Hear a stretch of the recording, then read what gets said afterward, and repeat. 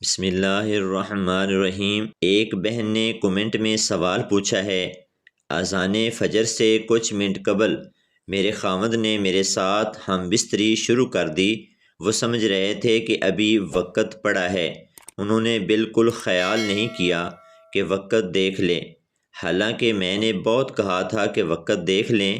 بہرحال جمعہ کے دوران فجر کی اذان ہو گئی۔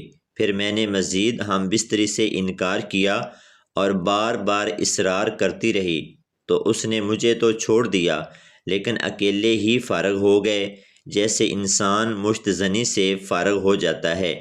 ان کا گمان تھا کہ جب انسان جمع شروع کر لے تو اسے پورا کرنا جائز ہوتا ہے۔ تو اس صورت میں میرے لیے اور میرے خاوند کے لیے کیا حکم ہے؟ دیکھیں بہن، یہ دینی مسئلہ ہے کہ اگر ہم بستری کے دوران اذان ہو جائے تو کیا کرنا چاہیے۔ ایک حدیث میں ہے کہ اگر کھانا سامنے رکھا ہو تو پہلے کھانا کھائیں پھر نماز کے لیے جائیں۔ اس سوال کا جواب یہ ہے کیونکہ اذان کا مقصد لوگوں کو نماز کی طرف بلانا ہوتا ہے۔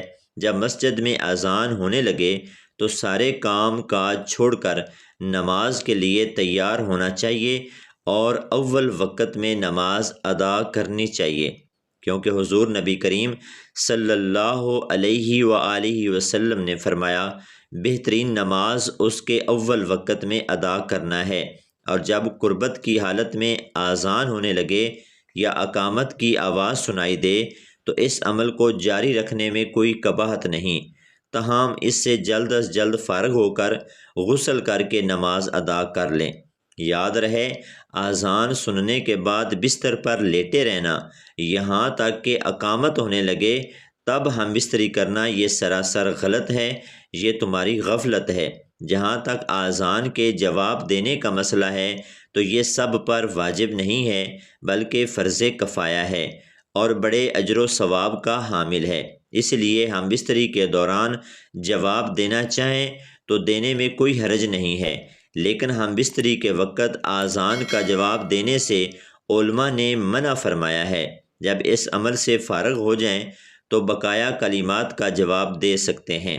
جب کوئی شخص بیوی سے ہم بستری کر رہا ہو اور طلوع فجر ہو جائے تو اسے فوراً اس سے رک جانا چاہیے۔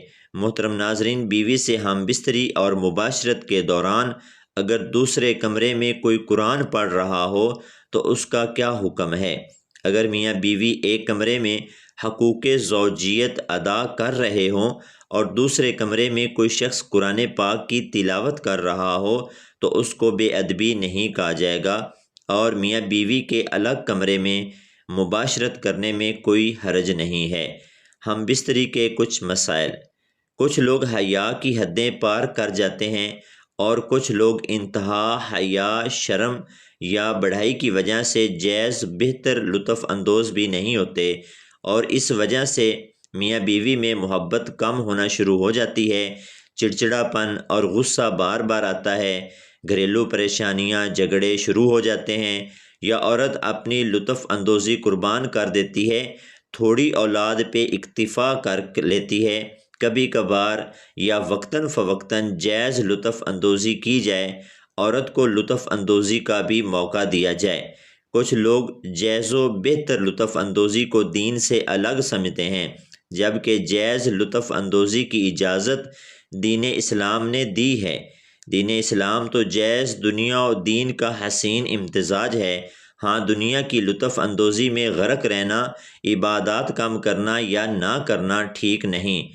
اس طرح دین میں بے جا سختی اور تکلف بھی نہیں ٹھیک ہے۔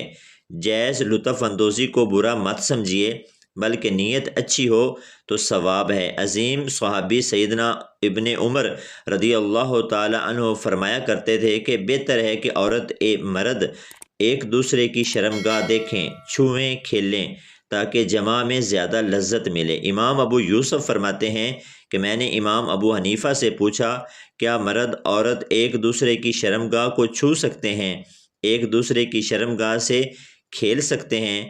تو آپ نے فرمایا کہ مجھے امید ہے کہ اس پہ زیادہ اجر و ثواب ملے گا۔